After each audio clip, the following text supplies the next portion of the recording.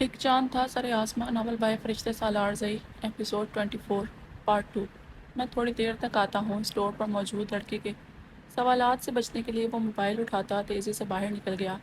موسیٰ نے کوئی جواب نہیں دیا تھا، جواب کی ضرورت بھی نہیں تھی، سارے جواب تو اس کے اپنے پاس تھے۔ اسی لیے اس نے موسیٰ کو کال کر کے اپنے خدشات پہ مہر کی تصدیق لگانا قبول نہیں کیا۔ پاپا کو مجھے بتانا چاہیے تھا، میں بھول گیا تو کیا ہوا، ان سب کو تو مجھے باخبر رکھنا چاہیے تھا۔ اس نے خود کو غصہ دلا کر ذہن میں موجود ملامت کو دور کرنا چاہا۔ اسے بھی بتانا چاہیے تھا۔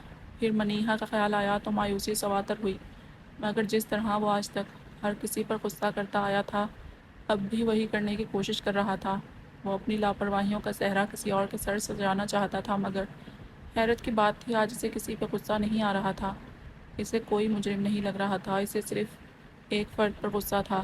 وہ صرف ایک فرد سے مایوس ہوا تھا، اور پہلی بار اتنا مایوس ہوا تھا کہ ششدر تھا۔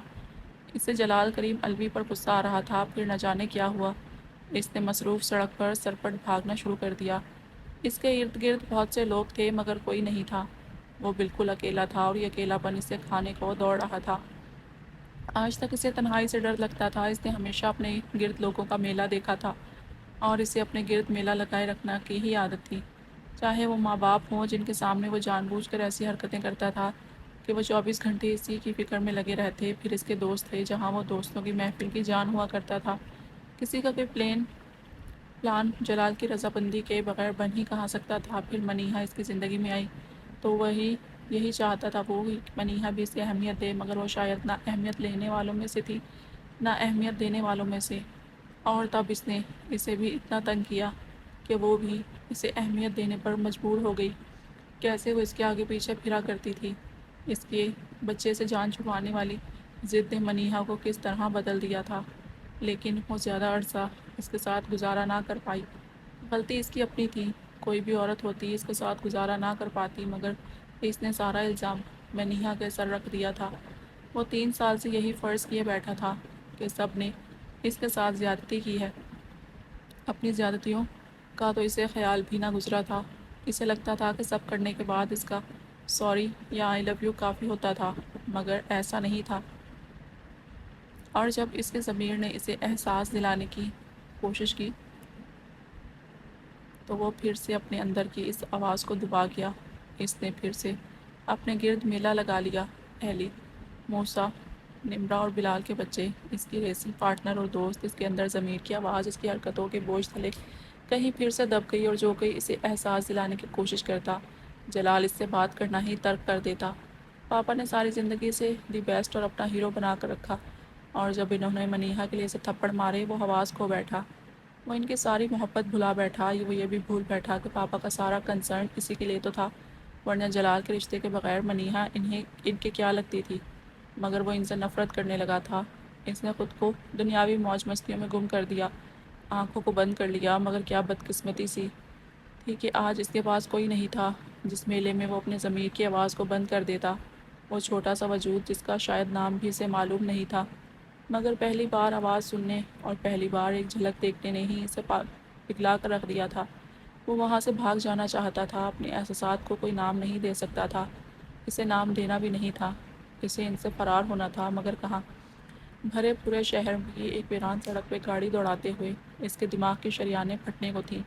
محفلوں کی جان رہنے والے آدمی کو تنہائی کا ناگ اتنی بری طرح سے ڈس رہا تھا کہ کوئی تریاق بھی نہیں تھا۔ یہ اس کے ساتھ پہلے بھی ہوا تھا، تب وہ ایلی اور موسیٰ میں گم ہو گیا تھا۔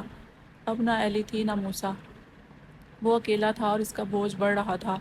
وہ اپنا بوجھ انجانے میں بڑھا رہا تھا۔ منیہا کی طبیعت کافی دنوں بعد کچھ بحال ہوئی تھی، تو وہ اماں اور سیمون کے ساتھ فراز کو بھی لے کر قریبی پارک چلی آئی۔ یہ پہلی دفعہ تھا، ورنہ وہ گھر سے باہر صرف کام سے ہی جاتی تھی۔ سیمون اس دریا دلی پر حیران تھی۔ جبکہ منیہا نے یہ قدم دانستہ اٹھایا تھا، وہ اپنا ذہن بدلنا چاہتی تھی۔ جو چیز اسے تکلیف دیتی رہی تھی، وہ اس سے نجات چاہتی تھی۔ اس نے فیصلہ کیا تھا وہ اپنی زندگی میں صرف فراز کو اہمیت دے گی، اس کی تربیت پہ توجہ دے گی، اور اسی کے لیے اپنی تمام محبت کو وقف کر دے گی۔ اور اس فیصلے کے بعد سے وہ خود کو بہت مضبوط محسوس کر رہی تھی۔ فراز ادھر آؤ، آپ کو بٹر فلائز دکھاؤں۔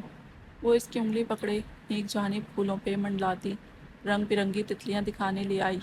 وہ خود بھی بہت پرجوش دکھتی تھی۔ یہ پکڑو گے آپ؟ اس نے مڑ کر فراز کو دیکھا جو اس کے برعکس زیادہ پرجوش دکھائی نہ دیتا تھا۔ میں نہیں پکڑتا، یہ گندی ہے، وہ منہ بنا کر بولا۔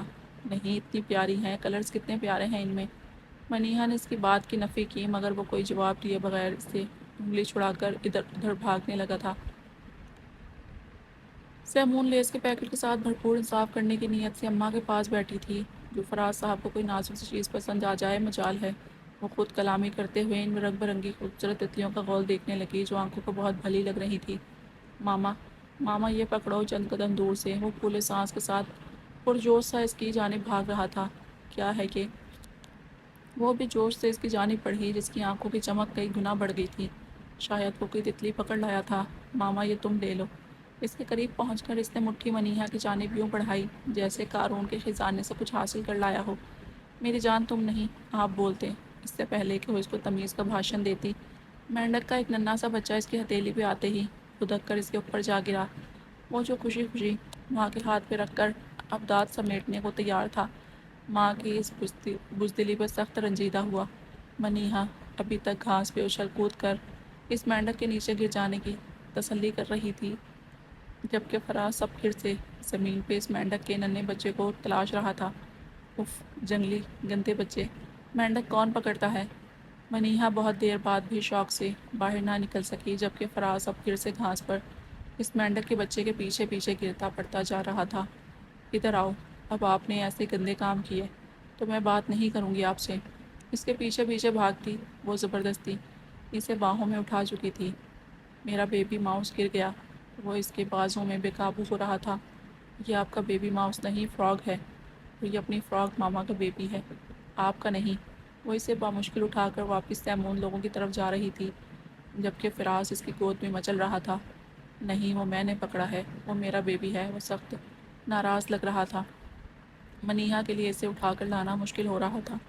اف، کتنا غیر رومانوی اور جنگلی طبیعت کا بچہ ہے یہ۔ اماں کے سامنے جا کر اس نے فراز کو زمین پہ لٹایا۔ وہ ہانپ رہی تھی مگر فراز ناراض ہو گیا تھا۔ میرا بیبی گم کر دیا۔ وہ اب اماں کو ماما کی شکایت لگاتے ہوئے منہ بسور رہا تھا۔ اس کی نظریں ابھی بھی وہیں تھیں جہاں اس کا بیبی گرا تھا۔ تتلیاں گندی تھی اور مینڈک کا بچہ اس کا بیبی تھا۔ اس کا کچھ نہیں ہو سکتا۔ منیہا اپنا سانس بحال کرتی یہی سوچ سکی تھی۔ ایلی بلال سے بار بار رابطہ کر رہی تھی۔ وہ جرمنی واپس آ چکی تھی اور اب اپنے شیئرز بیچنا چاہتی تھی مگر اس کے باوجود وہ براہ راست جلال سے ابھی تک نہ ملی تھی گو کہ وہ جرمن عورت تھی، اپنے حقوق سے آگاہ تھی مگر پچھلے 3 سال جلال کے ساتھ رہ کر وہ جلال کے مزاج سے بھی آگاہ ہو چکی تھی اور جس طرح سے اس نے ایلی کے بوائے فرینڈ اور اس کے دوست کو بے دردی سے پیٹا ایلی کے لیے قابل تشویش تھا۔ بلال اگر وہ نہیں بات سنے گا تو میں اس کے خلاف لیگل ایکشن لوں گی، اس نے آخر میں بلال کو کہا۔ بلال یہ سب جانتے تھے، وہ خود بھی نہیں چاہتے تھے کہ چلا چلایا بزنس جلال کی بے وقوفی کی نظر ہو جائے مگر جلال سے کسی خیر کی امید بھی نہ تھی۔ دیکھو ایلی، تم بھی اسے اچھی طرح جانتی ہو، لیگل ایکشن لینا چاہو تو ضرور لو مگر پہلے مجھے کچھ وقت دو، میں اسے منا لوں گا۔ ابھی وہ بہت غصہ ہے اور تم بھی جانتی ہو غصے میں وہ کم ہی کسی کے سنتا ہے۔ ایسے میں تمہارے ہر ایکشن کا ری ایکشن وہ ایسا دے گا کہ معاملہ دونوں کے لیے خراب ہو جائے گا۔ آخر میں بلال نے بھی اسے جتانا نہیں بھولے تھے اور اسی بات کی وجہ سے وہ بار بار بلال سے رابطہ کر رہی تھی۔ وہ جلد از جلد یہ معاملہ سلجھانا چاہتی تھی۔ یہ تو طے تھا کہ اس کی بدتمیزی اور جہالت کے بعد اسے جلال سے پیچ اپ نہیں کرنا تھا۔ دوسرے الفاظ میں وہ اس کے اس روپ سے ڈر گئی تھی۔ میں زیادہ دیر انتظار نہیں کر سکتی۔ ڈیوڈ بہت غصے میں ہے، اس کے فرینڈ بھی اس کا شکار ہوئے ہیں۔ ایلی دونوں جانب سے پھنسی ہوئی تھی۔ ڈیوڈ اس کا پرانا دوست اور اب اس ایک اسٹریٹ ڈانسر گروپ کا ممبر تھا۔ وہ سب لوگ جلال کے خلاف بھرے بیٹھے تھے۔ انہوں نے وینس پولیس میں جلال کی اس غنڈہ گردی کے خلاف رپورٹ بھی کروائی تھی مگر ابھی تک پولیس اس معاملے میں کچھ خاص نہیں کر پائی تھی کیونکہ وہ دونوں موقع واردات سے بھاگ نکلے تھے اور وینس بھی چھوڑ گئے تھے۔ دوسری اچھی بات یہ ہوئی تھی کہ اس کے اسٹریٹ کا کیمرہ اس وقت تک مینٹیننس ایشوز کی باعث ورکنگ نہیں تھا، اسی لیے زیادہ ثبوت میسر نہیں تھے سوائے ان ظاہری چوٹوں کے جو ڈیوڈ اور اس کے دوست کے جسم پہ موجود تھی۔ میں اسے سمجھانے کی کوشش ہی کر سکتا ہوں، باقی وہ خود مختار ہے۔ میں اس کے کسی فیل کا ذمہ دار نہیں۔ شکر ہے یہ پاکستان نہیں تھا، ورنہ جلال نے ہاتھ نہیں آنا تھا اور پولیس بلال کو ہی اٹھا کر لے جاتی، مگر یہاں کے قانون کے مطابق مجرم اپنے جرم کا خود ذمہ دار تھا۔ ہر شخص اپنے کیے کا جواب دہ خود ہوتا ہے، اور قرآن کا یہ اصول اس غیر مسلم معاشرے میں اپنایا گیا تھا۔ مگر بدقسمتی یہ تھی کہ مسلم معاشرے اس سے محروم تھے۔ وہ ریسنگ ٹریک پہ رات کے 2 بجے موجود تھے، سب لوگ تیاریاں مکمل کر رہے تھے۔ بڈی، تمہارے پارٹنر کدھر ہیں؟ وہ کب سے اپنی گاڑی میں اکیلا بیٹھا ہوا تھا، جبکہ آج وہ اکیلا بھی تھا، مگر اس نے باہر نکل کر اپنے لیے کوئی ساتھی تلاش نہ کیا تھا۔ تبھی لیمپ نے اس کی گاڑی کا شیشہ نوک کر کے پوچھا تھا۔ نو پارٹنر ٹوڈے، وہ سپاٹ لہجے میں بولا۔ گڈ، لیٹس سی کیا ہوتا ہے۔ وہ اس کی جانب گھٹیا مسکراہٹ اچھالتا آگے ہو گیا۔ سب کی گاڑیاں سیدھی ہو رہی تھی، 2 لڑکیاں اس کے ساتھ جانے کی آفر کرنے آئی تھی، مگر اس نے منع کر دیا۔ وہ ایسا ہی تھا، موڈی سا، وہاں بھی اکثر لوگ اسے جانتے تھے۔ شور شرابہ تھا، چیخ و پکار جاری تھی، پولیس کسی بھی لمحے آ کر انہیں دبوچ سکتی تھی۔ گاڑیوں کے انجن آن تھے، ٹینکیاں بھری ہوئی تھیں، وحشت بھرا جوش و خروش عروج پر تھا، مگر وہ اپنی گاڑی سے نہیں نکلا۔ پھر سب نے ایک دوسرے کو چیلنج کیے، اپنے اپنے حصے کی رقم جج کو تھمائی اور واپس گاڑیوں میں جا بیٹھے۔ باہر جتنا شور شرابہ تھا، اس کے اندر اتنی ہی وحشت بھری خاموشی تھی۔ اسے اپنے گرد میلہ لگانے کی خواہش تھی، مگر پہلی بار ہوا تھا کہ وہ چاہ کر بھی ایسا نہ کر پا رہا تھا۔ باہر کا شور اندر کی خاموشی اور ویرانی کو ختم کرنے میں اکثر ناکام تھا۔ میں بالکل ٹھیک ہوں، اس نے آخری پل میں خود کو مضبوط لہجے میں تسلی دی، مگر اندر سے شدت سے نفی کیے جانے کی آواز سنائی دی، اور وہ پھر خود سے مزید نہ لڑ سکا۔ سب گاڑیاں چل پڑی تھی، مگر اس کی گاڑی وہیں رکی تھی۔ کچھ پل شور شرابہ ہوتا رہا۔ سب نے اس کی جانب منتظر نظروں سے دیکھا، جیسے وہ بھی فراٹے مرتا ہوا غائب ہو جائے گا، مگر ایسا کچھ نہ ہوا۔ سب اس کی جانب بھاگتے ہوئے آئے۔ وہ سر جھکائے خاموش بیٹھا تھا۔ آہستہ آہستہ ہجوم میں خاموشی چھا گئی۔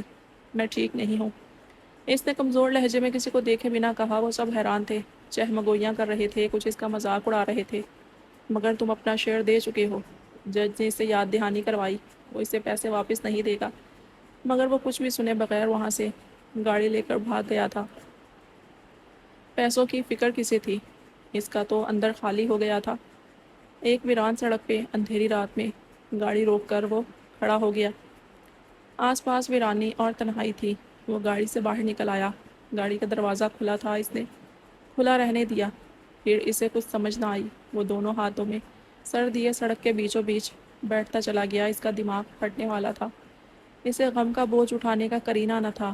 آنسو اس کے چہرے پہ تواتر سے بہہ رہے تھے، مگر اسے کچھ ہوش نہ تھا۔ وہ آج اکیلا ہو گیا تھا، اور اس کی ذات کی ساری کمیاں اس کے سامنے آ رہی تھیں، اور وہ ان کا الزام کسی کے سر نہ رکھ پا رہا تھا۔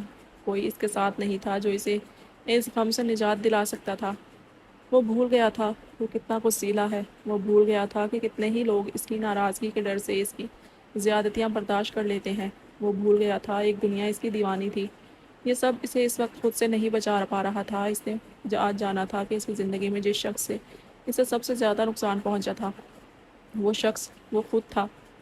جلال کریم علوی کو سب سے زیادہ نقصان جلال کریم علوی سے پہنچا تھا۔ آج وہ اس حقیقت سے نظریں نہ چرا پایا۔ سڑک کے بیچوں بیچ گھٹنوں کے بل بیٹھا وہ رو رہا تھا، اور کوئی نہیں تھا جس سے وہ مدد مانگ سکتا تھا۔ اسے تو اللہ سے بھی مدد مانگنے کی عادت نہیں تھی۔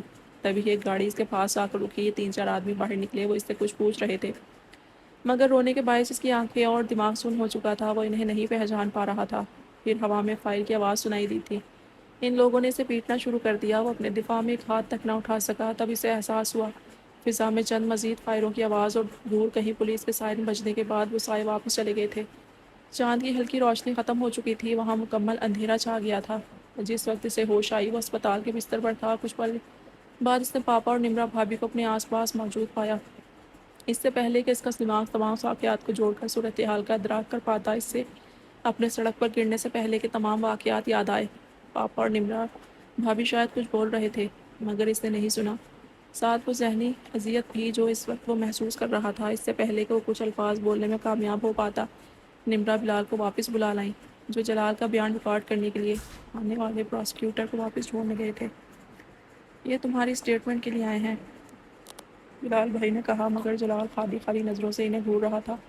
پولیس کی ایک گاڑی رات کے وقت ایک قیدی کو دوسرے شہر چھوڑنے کے لیے جا رہی تھی۔ جب انہیں وہاں سڑک پہ فائرنگ کی آواز سنائی دی، وہ وہاں پہنچے تو ایک شخص پہ 4 لوگ بری طرح تشدد کرنے کے ساتھ ساتھ فائر بھی کر رہے تھے۔ جو ہی پولیس کے سائرن قریب آئے وہ لوگ بھاگ نکلے، مگر سیکیورٹی میں موجود گاڑی نے کچھ تعاقب کے بعد اس گاڑی کا نمبر جان لیا تھا اور تیز ترین رابطوں کے باعث وہ گاڑی اسی دن پکڑ لی گئی تھی۔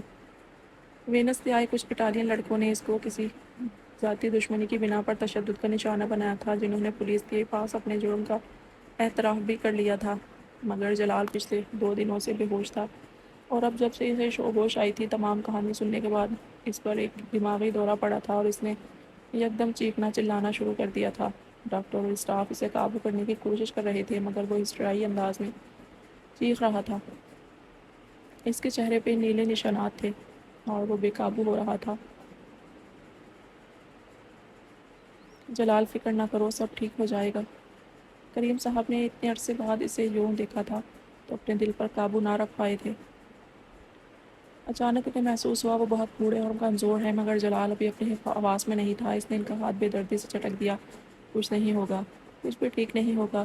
نہیں یار، ایسے نہ کہو، روز دنیا میں نہ جانے کتنے لوگ یہ فیس کرتے ہیں، مگر وہ ٹھیک ہو جاتے ہیں، وہ نارمل لائف کی طرف آ جاتے ہیں آہستہ آہستہ۔ وہ کس دل سے یہ الفاظ کہہ رہے تھے یہ وہی جانتے تھے، ورنہ دل تو اپنا بھی جواب گھبرو بیٹے کو اس حالت میں دیکھ کر خون کے آنسو بہا رہا تھا۔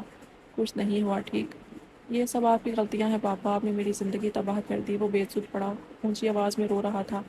وہاں موجود ہر شخص کے لیے سب ناقابل برداشت تھا۔ کریم صاحب بھی ڈھہ گئے۔ پاکستان سے جرمنی تو وہ آ گئے تھے، مگر اب برداشت نہ ہو پا رہا تھا۔ جلال کو لگنے والی گولی سے اس کی اسپائنل کورڈ پر بہت اثر ہوا تھا۔ وہ شاید بیٹھنے اور کھڑا ہونے سے معذور ہو سکتا تھا۔